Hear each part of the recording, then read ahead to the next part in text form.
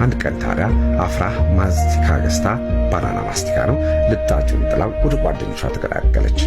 እኛ የማስቲካውን ልጣጭ የጣለችበት ቦታ ስንደርስ አላሚን ተስገብቦ ቢጫውን የማስቲካ መሸፈኛ ወረቀት አነሳው። የሆነ ከባድ ቅርስ ወድቆ ያገኘ ነበር የሚመስለው። ለራሴ ማመን እስከሚያቅተኝ ለ2 ዓመት አካባቢ የማስቲካውን ልጣጭ በክብር በታላቅ ክብር አስቀምጦት ነበረ። ለእርሱ ብቻ በሚታይ ስውር ቀለም የአፍራህ ምስል የታተመበት እስኪመስለኝ። ጉድ እኮ ነው። አላሚን እንዲሁ ሲሰቃይ ክረምት ገባ። አፍራህን ለ2 ወራት መለየት ለአላሚን የቁም ሞት ነበረ። ሱስ ሆናበታለች።